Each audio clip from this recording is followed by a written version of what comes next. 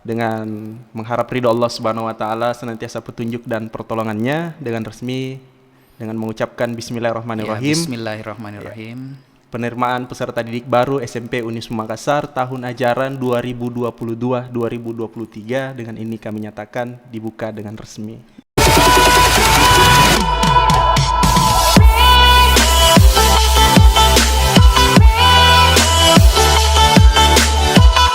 Bismillah, Assalamualaikum warahmatullahi wabarakatuh. Kembali bersama saya Muhammad Darwis di Spuma Official, tempat kreativitas guru dan siswa.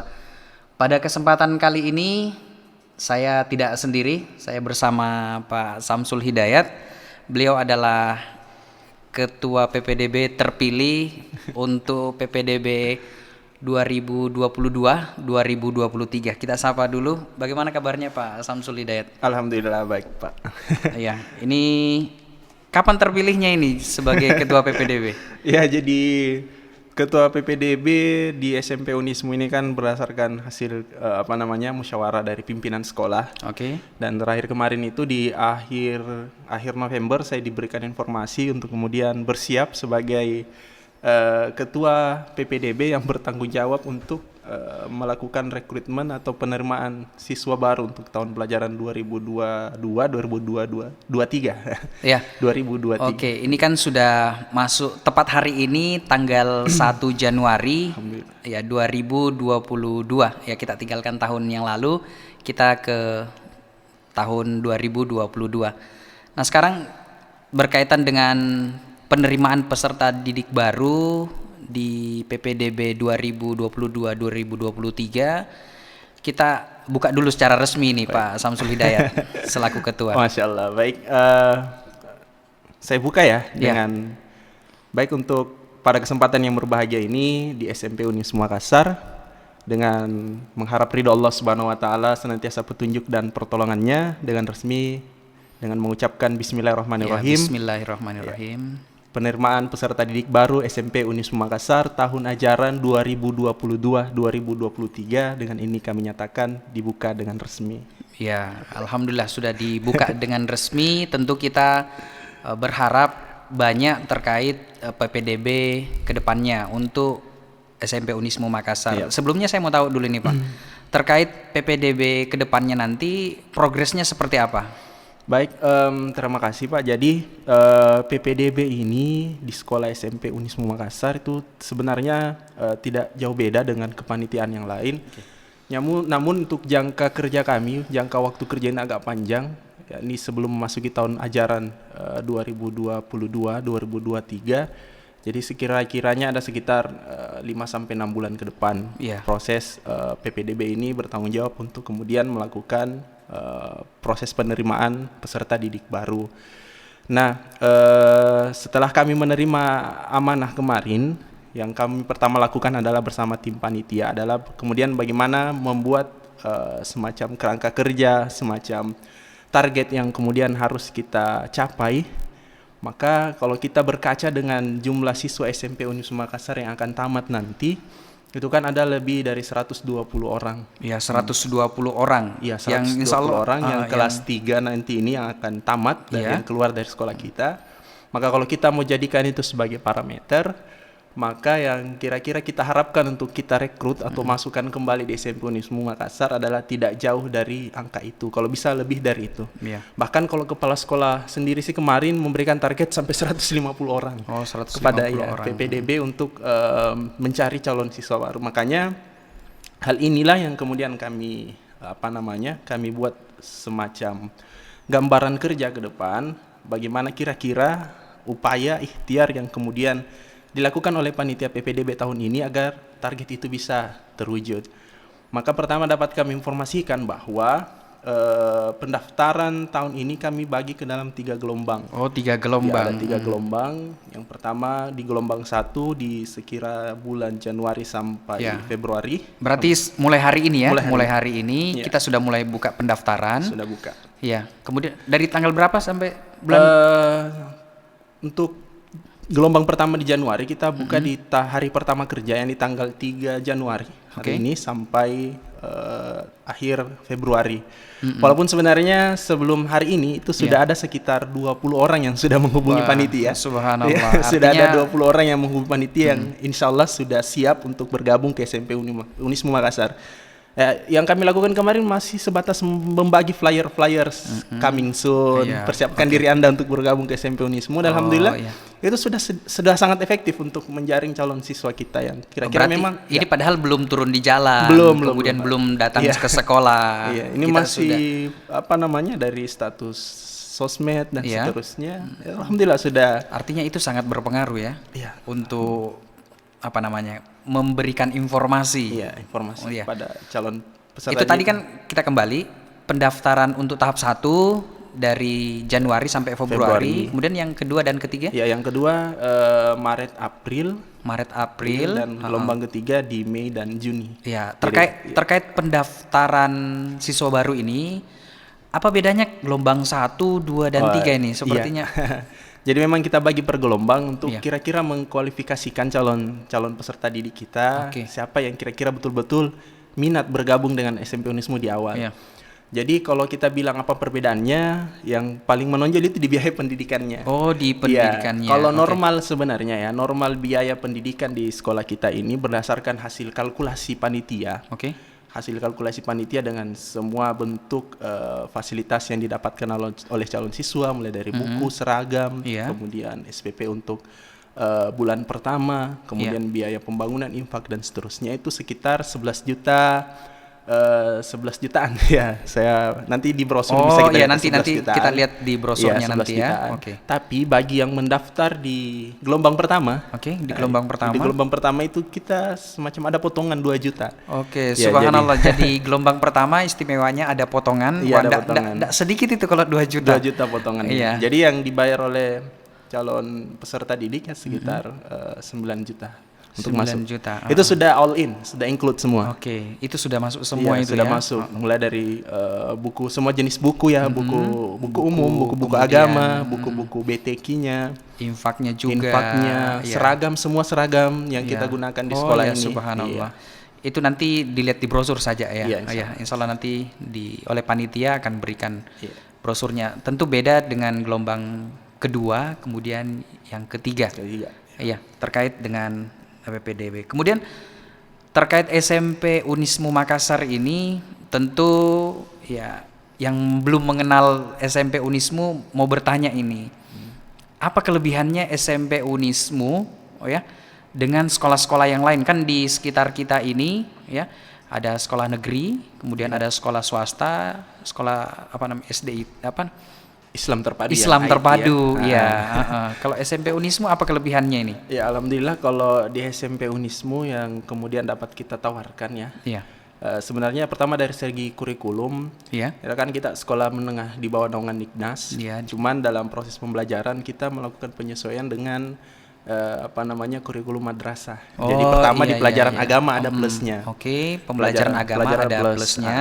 Jadi setiap pembelajaran agama itu itu terbagi mulai dari Al-Quran, hadis, fikih, akidah, akhlak, sejarah kebudayaan Islam, bahasa Arab plus kemuhammadiyahan. Subhanallah. Karena kita kan sekolah Muhammadiyah itu dari segi kurikulumnya. Kemudian tenaga pendidiknya alhamdulillah memang guru-guru kita di sini itu adalah orang-orang yang sudah terkualifikasi. Setiap mata pelajaran yang diempu memang oleh masing-masing orang yang pada posisinya atau pada disiplin ilmunya. Bahkan di antara teman-teman yang mengajar ini yang bahkan sudah ada yang sampai jenjang master di pendidikan tersebut. Sudah ada yang beberapa orang sudah mengikuti profesi PPG. Kemudian beberapa guru-guru berprestasi lainnya ada yang guru penggerak.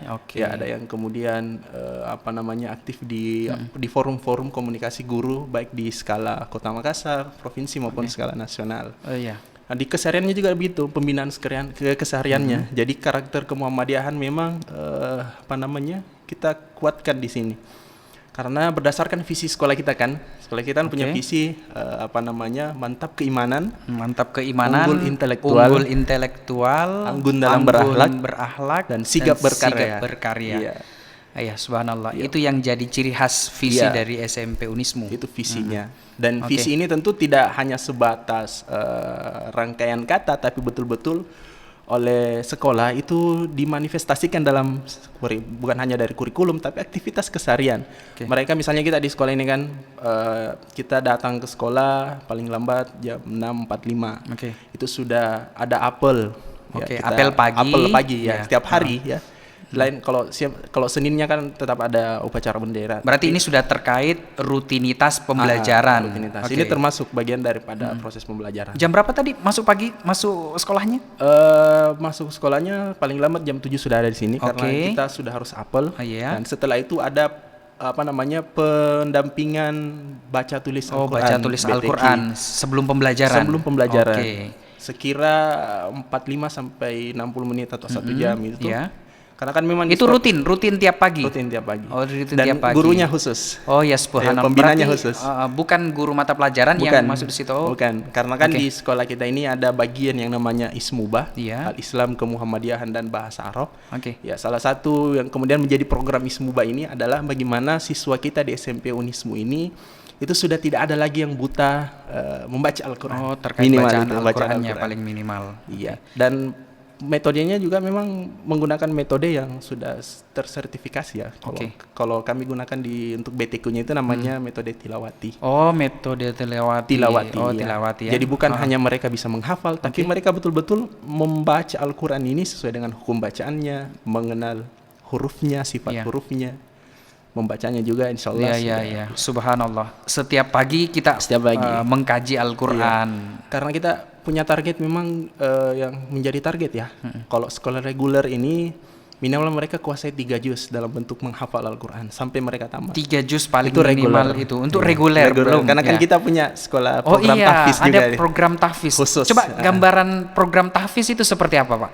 Ya, jadi kalau program tahfiz ini mereka mengikuti prosesnya sendiri, ada khusus dia. Jadi target hafalannya juga tentu jauh lebih tinggi daripada yang sekolah di reguler. Kalau kita bertanya berapa target maksimalnya, maka tentu kita berharap maksimalnya 30 juz. Semaksimal mungkin ya. Masa kita mau target yang minimal? Kalau bisa maksimal. Sebatas gambaran sih, ada siswa kita yang sudah 2 tahun berproses ini dari awal, dari nol ya. Dari nol. Mungkin ada sih bekal hafalan di SD. Mungkin 1-2 juz. Dan alhamdulillah hari ini sudah tembus 9 juz. Subhanallah. Ya, alhamdulillah sudah tembus 9 juz. Dan untuk mengukur hafalan mereka ini tidak sembarangan karena kita punya kita punya munakasah setiap saat ya untuk mengukur betul hafalannya ini kuat, mungkin atau gimana ya. Ya, itu terkait menghafal. Jadi ada program tahfiz. Sudah berapa lama di SMP Unismu ini? Ini berjalan 4 atau 5 angkatan ya sudah selesai. 4-5 angkatan. Berarti nanti untuk PPDB berikutnya ini tetap ada satu kelas untuk itu. Dan tentu kalau misalnya model penjaringannya itu. Nah, untuk PPDB tahun ini karena kita selain mengejar sekali mengejar kuantitas yang bisa menghafal, juga kita mengejar kualitas untuk tahun ini. Apa ikhtiar kami agar kualitasnya betul-betul masuk sekolah tahfiz ini di program tahfiz ini baik. Yang pertama, kami mencoba yang nanti di awal pendaftaran itu mereka kira-kira minimal sudah punya bekal hafalan 2-3 juz untuk masuk di program ini. Kemudian bacaannya tentu sudah baik. Jadi nanti kan ketika mereka masuk di program tahfiz itu sisa pengembangan saja. Dan pelatihan dengan metode yang kemudian telah disiapkan oleh pembina tahfiz. Pembina tahfiznya juga khusus. Seperti itu. Salah satu pembina tahfiz kami kan di sekolah ini dia alumni dari diklat diklat At-Taisir ya, metode menghafal ala Ustadz Hadi Hidayat At-Taisir di Jawa Barat sana. Alhamdulillah itu sudah membina juga sekira 2 tahun di sekolah kita ini dan progresnya alhamdulillah sudah sangat baik. Dan ke depan tentu akan semakin kita perbaiki untuk sekolah tahfiz ini, untuk program tahfiz ini. Untuk program tahfiz. Tentu kan di SMP Unismu ini kan saya dengar ada program tahfiznya juga, ada juga yang reguler. Seperti yang disampaikan di awal tadi. Oke, terkait dengan kegiatan siswa ini Pak, di SMP Unismu seperti apa kegiatan-kegiatannya ini? Ya, jadi alhamdulillah kalau di sekolah kita di SMP Unismu ini itu dilengkapi dengan berbagai macam aktivitas yang kira-kira sangat menarik bagi siswa kita ya, sangat menarik dan mereka bisa sebagai alternatif untuk memilih aktivitas tersebut. Oke. Yang wajib di sekolah kita ini yang wajib dulu. Pertama mereka menjadi bagian daripada Ikatan Pelajar Muhammadiyah, IPM ya. Jadi ada kegiatan kaderisasi, ada kegiatan kepemimpinan leadershipnya. Kemudian bagaimana menguatkan life skill juga ada di sana. Di IPM-nya itu ya? Di IPM ini. Karena kan kalau di sekolah lain itu istilahnya OSIS ya. OSIS. Kalau di sekolah ini sekolah Muhammadiyah maka IPM yang ada di sini. Kemudian ada eskul yang sifatnya wajib. Nah, yang wajib itu ada 2. Yang pertama namanya Hizbul Waton. Hizbul Waton ini kepanduan. Dan kalau di luar itu seperti apa itu Pak? Kalau pramuka. Kegiatan pramuka ya? Kepanduan. Jadi mirip seperti itu. Ya sama. Sama. Mirip ya memang. Itu yang pertama Hizbul Waton. Hizbul Waton dan Tapak Suci. Tapak Suci. Ini bela diri, Pak. Bela diri, ya. Jadi mereka ikuti kepanduan. Ini sifatnya wajib. Artinya tersusun dalam jadwal, ada kurikulumnya. Kemudian Tapak Sucinya juga. Tapak Suci bela diri ya. Bela diri. Dan 2 eskul ini yang banyak sekali mengangkat nama SMP Unismu di luar, Pak. Oh, yang biasa ikut kegiatan lomba begitu ya? Iya, karena kalau kita lihat lemari trofi yang ada di bawah itu sebagian besar dari siswa kita yang aktif di 2 kegiatan ini. Karena kan kegiatannya ini selalu ada, Pak. Selalu ada. Iya, baru berjenjang itu. Baik skala lokal maupun skala nasional. Kegiatannya selalu ada dan siswa-siswi kita itu selalu antusias untuk mengikuti kegiatan ini dan mereka selalu selalu tampil sebagai yang terbaik. Alhamdulillah. Nah, selain yang wajib ini juga ada yang menjadi eskul pilihan, Pak. Pilihan. Berarti saya mau milih atau tidak milih tidak jadi masalah? Sebenarnya sih sifatnya mereka harus memilih salah satunya. Harus memilih salah satunya. Agar mereka gini kan, selain belajar di kelas, kita juga tentu punya banyak sekali kegiatan yang variatif dan menyenangkan di luar kelas. Selain eskul wajib tadi juga ada yang pilihan, tergantung minat dan bakat mereka. Yang pertama di segi olahraga, dari bidang olahraga. Yang olahraganya dulu. Misalnya ada eskul futsal, ada basket, ada badminton, bulu tangkis. Itu lapangannya ada? Alhamdulillah lapangannya. Lapangannya ada. Jangan sampai saya main futsal main di luar. Lapangannya di sekolah kita ada, lapangan basketnya ada, lapangan badmintonnya ada. Fasilitasnya lengkap insya Allah. Subhanallah. Di bidang olahraga. Kemudian yang kalau panah ada juga di sini. Iya, saya lupa sebutnya ya. Ada panahan ada. Oh, ada juga panahan di sini ya. Ya, saya biasa suka panah gitu. Ada, Pak, ada panahan alhamdulillah. Panahan ada dari segi bidang olahraga ya. Nah, kemudian di seni misalnya ada anak-anak kita yang kira-kira gemar di bidang multimedia, bidang perfilman, senang hunting foto, mencari gambar-gambar yang menarik. Itu ada sinematografi. Ada sinematografi. Apalagi kan sekarang kan HP itu pixelnya tinggi ya. Masya Allah. Selain menggunakan HP, alhamdulillah fasilitas sekolah juga lengkap. Kameranya ada. Kemudian ruang podcast ini. Ruang podcast ini adalah. Kalau ada siswa mau podcast di sini boleh tidak? Pak. Ini fasilitas sekolah memang untuk diperadakan untuk bagaimana kreativitas siswa itu betul-betul tersalurkan. Mereka boleh melakukan kegiatan-kegiatan apapun di ruangan ini. Ini kan melatih kepedean juga. Termasuk, Pak. Di sebelah ada studio fotonya, sudah ada studio foto. Kemudian fasilitas lainnya misalnya ada lab komputer, ada 40 lebih unit ya komputer kita yang semuanya untuk ujian biasa dipakai ya. Biasanya ujian, belajar keseharian juga. Belajar keseharian juga. Karena kan kita tidak monoton belajar di kelas, Pak. Sekalipun di kelas kita kan multimedianya juga sudah, LCD-nya sudah ada, full AC-nya sudah baik. Kemudian kalau kira-kira ada pelajaran yang membutuhkan ruang komputer itu bisa digunakan. Akses internet di satu lingkungan sekolah ini alhamdulillah baik.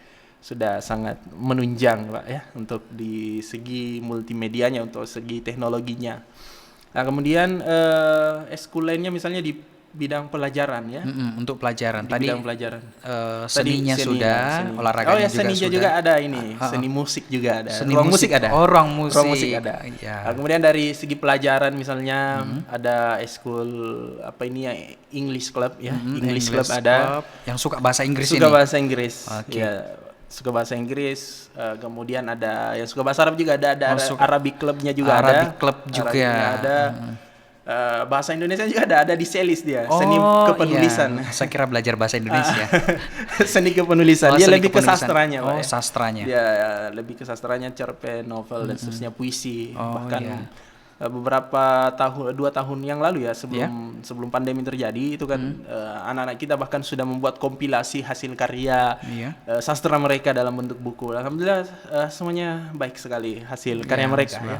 Artinya kalau kita mau mengukur tingkatan SMP itu sudah sangat luar biasa. Iya, luar biasa, sudah cukup wah sekali gitu. Oke. Kemudian ada lagi apa namanya sains Al-Qur'an. Sains Al-Qur'an. Anak-anak kita yang gemar di mata pelajaran biologi atau fisika atau sains ya, yang kemudian ingin mengintegrasikan pemahamannya dengan Al-Qur'an, ataukah dalam bahasa kita ingin menginterkoneksikan antara ayat-ayat kauliyah ya, ayat-ayat Allah qalamullah di Al-Qur'an dan fenomena alam. Fenomena alam. Itu ada juga ekskulnya namanya Sains Al-Qur'an. Sains Al-Qur'an. Ya, mereka sudah dilatih untuk membuat jurnal. Walaupun masih dasar ya, masih sederhana ya, tingkatan SMP. Pemahaman dasar untuk siswa. Pemahaman dasar, tapi kan kita berharap energi positif siswa ini kan tersalurkan. Punya media untuk menyalurkan minat, kreativitas, bakatnya. Ya agar tujuannya agar mereka tidak menghabiskan energinya kepada hal-hal yang hal negatif. Ya, kalau banyak kegiatan kan yang lain tidak terpikir ya daripada gabut di rumah. Jadi selain belajar di rumah, belajar di kelas, belajar mata pelajaran pada umumnya, di luar kelas mereka berekspresi, berkreasi, ada fasilitasnya, ada pembinanya, ada target jelasnya, bahkan mereka sesekali diajak untuk keluar berkompetisi. Ya, dan banyak hal yang kemudian kira-kira bisa dilakukan oleh siswa kita untuk kegiatan-kegiatannya. Ya, seperti itu. SMP Unismu ini subhanallah sungguh luar biasa. Kita berikhtiar untuk menghadirkan sebuah model pendidikan yang kira-kira anak-anak orang tua siswa kita belajar dengan baik di sekolah dan orang tuanya tenang bekerja di tempat kerjanya masing-masing, insyaallah. Terkait dengan pola pendidikan di SMP Unismu Makassar, saya dengar juga ada asramanya. Klasifikasi untuk bisa masuk di asrama itu seperti apa? Iya, Pak. Jadi saya sambung dari tadi, dari yang tadi ya, bahwa memang sejak awal kan kita sudah mulai BTQ, kemudian sholat duha, belajar sampai ini full day school, sekolah kita full day school. Oh iya, full day school. Full day school sampai asar. Nanti di zuhur break, siswa tetap ada kegiatan di masjid, namanya kegiatan muhadarah. Mereka berlatih untuk menjadi untuk berprotokol, kayak kultum begitu kayak kultum. Ceramah. Iya. Belajar ceramah dan seterusnya, kemudian istirahat, lanjut ekskul setelah itu dan insyaallah pulangnya asar. Jadi kita full day school bagi yang tidak berasrama. Berasrama juga kita juga menyiapkan asrama di sekolah ini. Yang prioritas pertama yang berasrama adalah tentu yang tahfiz. Yang pertama yang ikut yang diprioritaskan dulu yang tahfiz dulu. Jadi tahfiz ini walaupun misalnya tinggal di Makassar, tapi dia masuk program tahfiz, jadi harus tinggal wajib berasrama. Karena kan pembinaan tahfiz itu kan memang harus 24 jam. Jadi pembiasaan adab dan seterusnya betul-betul harus dikontrol bagi anak-anak kita yang mengikuti program tahfiz itu. Selanjutnya mungkin ada dari luar daerah atau dari jauh yang kira-kira berminat masuk ke SMP Unismu, kita juga bisa masukkan dia ke asrama.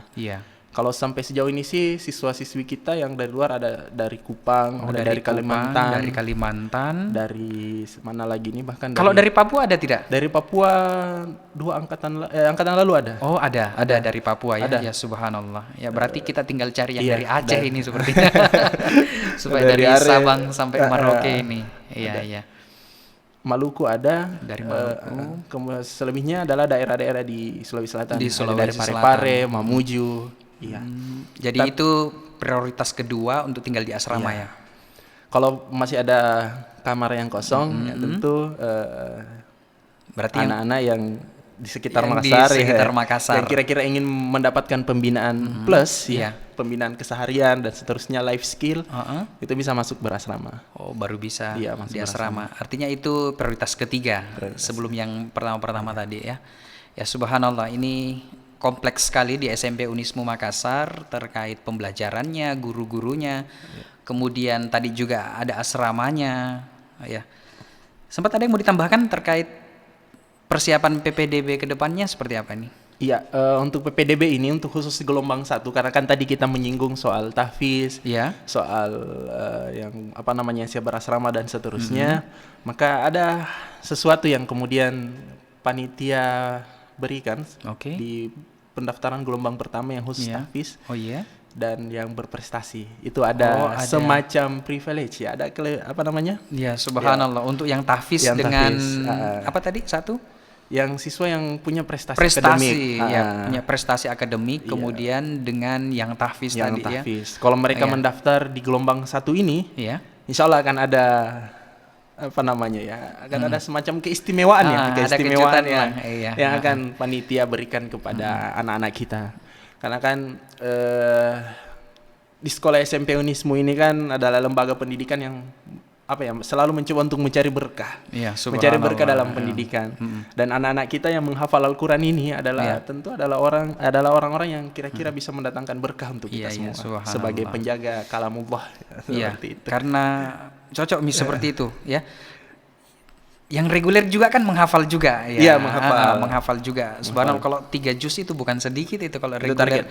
Targetnya ke depan itu untuk yang reguler, apalagi yang tahfiz. Oke, ini terkait pembelajaran. Kemudian yang terakhir ini, ada tidak ajakan-ajakan untuk kalau gitu masuk SMP Unismu deh ya gitu. Ya, jadi bagi para orang tua yang kira-kira sampai hari ini masih bingung ingin melanjutkan anaknya ke jenjang pendidikan sekolah menengah pertama, masih mencari dan seterusnya, maka SMP Unismu adalah salah satu alternatif yang bisa ibu bapak lihat, bisa berkunjung ke sekolah kita. Alamatnya ada di tengah kota di Jalan Talak Salapang. Iya, Jalan Talak Salapang nomor 40D. 40D. Kalau yang dekat-dekat sini supaya saya lupa di mana itu ya? Talak Salapang dari Alauddin, mungkin ya dari Alauddin. Unismu, Universitas Muhammadiyah Makassar ya. Sekitar itu ya. Yang ke arah Minasaupa, kalau kita dari Alauddin ya, masuk ke arah Minasaupa, sebelah kanan. Ada lorongnya, ada lorong. Iya. Ada lorong, ada sih tanda sekolah. Berarti enggak terlalu dekat dengan jalan ya. Ya, alhamdulillah kita itu masuk. Kan sekolah biasa agak dekat dengan jalan agak bahaya. Tapi ini agak masuk ke dalam. Kita masuk di dalam, kita agak masuk dalam. Di halamannya alhamdulillah luas, fasilitasnya sudah semakin dibenahi. Lapangan basket, lapangan futsal, masjid. Ya bukan musola ya, bukan musola, masjid. Bukan musola. Kalau musola itu agak masjid, kecil ya. Ada asrama, kemudian ruang kelas semuanya full AC. Alhamdulillah semuanya full AC. Lingkungannya asri, bersih, aman insyaallah. Dan yang paling penting di kesehariannya betul-betul kita bersemboyan pada visi tadi, bagaimana kita pertama mantap keimanan, unggul intelektual, anggun berakhlak, ini yang penting. Anggun berakhlak dan sigap berkarya. Sigap berkarya. Kalau mau dapat informasi berkaitan SMP Unismu? Kalau SMP Unismu, alhamdulillah sejauh ini kita kita sudah punya beberapa media, namanya media sosial. Di media sosial. Ada YouTube, di SMP Unismu official kalau di YouTube ya. Kemudian di @smpunismu kalau di Instagram. Di Instagram. Di Facebook juga begitu. Di Facebook juga. Bahkan di TikTok juga. Oh iya. TikTok pokoknya kalau cari SMP Unismu, ya, kalau di pasti ada ya, insyaallah ya. Insyaallah. Iya. Jadi itu saja yang kami diskusikan pada kesempatan kali ini. Bapak Ibu sekalian, tadi kita sudah berbincang dengan Ketua PPDB SMP Unismu Makassar. Mudah-mudahan ya kita tunggu kedatangannya di SMP Unismu Makassar. Kita cukupkan pada kesempatan kali ini. Prestasi tetap melaju, ibadah tetap nomor 1. Makasih Pak Hidayat atas kesempatannya. Wassalamualaikum warahmatullahi wabarakatuh. Waalaikumsalam.